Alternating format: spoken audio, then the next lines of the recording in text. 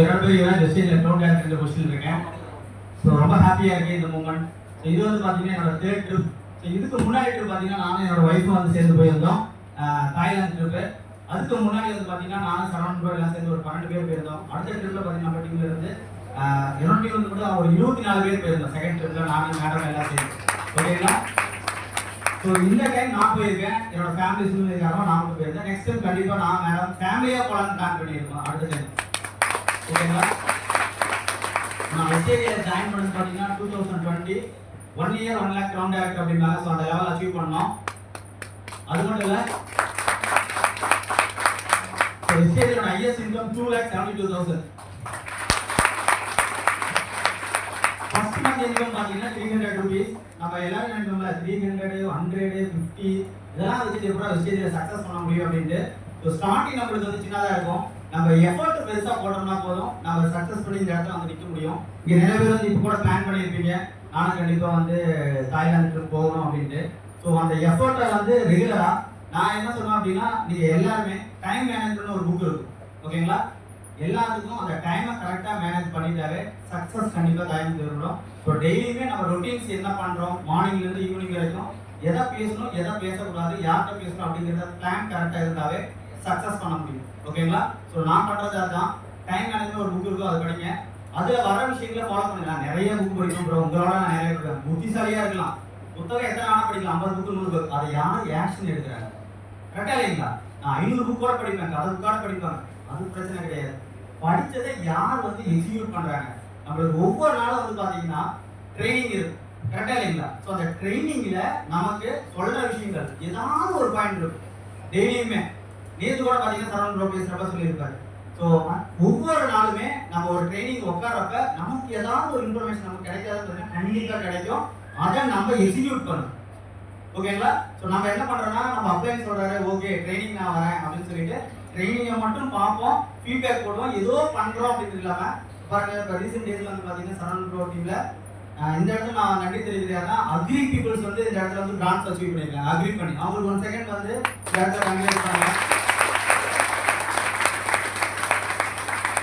So நம்ம டீம்ல ஏன்னா இப்போ ரீசெண்ட் டேஸ் வந்து அக்ரி நம்ம ஃபோக்கஸ் பண்ண ஆரம்பிச்சிருக்கோம், முன்னாடி தான் பண்ணிட்டு இருக்காங்க. ஏன்னா அக்ரி வந்து பண்ணி, ஏன்னா விவசாயம் தெரிஞ்சா தான் நம்ம எல்லாருமே நல்லா இருக்க முடியும். கரெக்டுங்களா? அப்போ அந்த விவசாயத்தின் மூலியமா வந்து பார்த்தீங்கன்னா மக்கள் இங்கே வளர்ந்துட்டு வராங்க. அப்போ விவசாயிகள் நல்லா இருந்தால் நாமளும் நல்லா இருக்க முடியும், இயற்கை உரங்கள் கொடுத்து. ஸோ நம்ம டீம்ல நிறைய இங்கே வந்து அச்சீவ் பண்ணி வந்திருக்காங்க. ஸோ அவங்களுக்கு இந்த இடத்துல பேசலைன்னா நான் அவங்க சார்பாக உங்களுக்கு நான் என்ன சொல்றது, அவங்க மூலியமா நான் பேசணும், இன்னும் நிறைய பேர் இந்த இடத்துக்கு வரணும் அப்படிங்கிறது என்னோட ஆசை.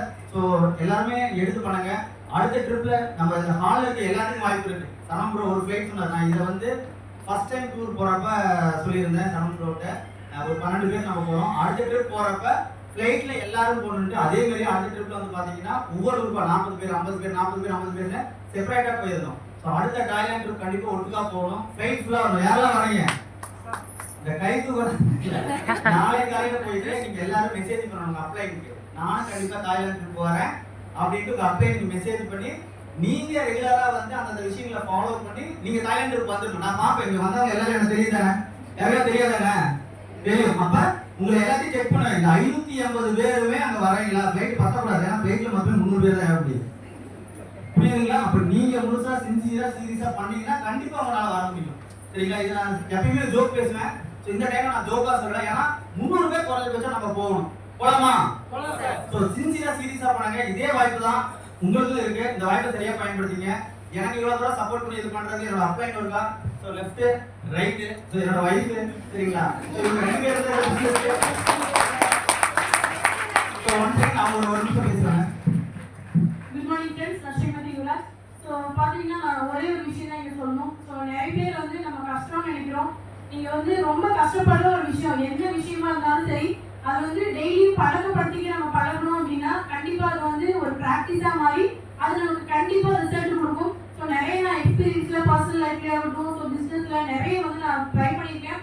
ஸோ கண்டிப்பாக நம்ம ஒரு கஷ்டம் அப்படின்னு ஒரு விஷயத்தை நினைக்கிறோம் அப்படின்னா டெய்லி வந்து கொஞ்சம் கொஞ்சமாக நம்ம அதை செய்யும்போது அது நமக்கு பழக்கமாக மாறிடும். பழக்கமாக மாறிச்சு அப்படின்னா நம்ம ஸ்கிப் பண்ண மாட்டோம். நம்ம எப்படி ஒரு நாளைக்கு சாப்பிட்றோம், தூங்குறோம், அந்த மாதிரி வந்து ஸ்கிப் பண்ணாமல் பண்ணுறோமோ அதே மாதிரி நம்ம கஷ்டமா நினைக்கிற ஒரு விஷயத்த நம்ம வந்து பழக்கப்படுத்திக்கிட்டோம் அப்படின்னா கண்டிப்பா நம்மளால சக்சஸ் பண்ண முடியும்னு நான் இந்த இடத்துல சொல்லிக்கிறேன். Thank you visual.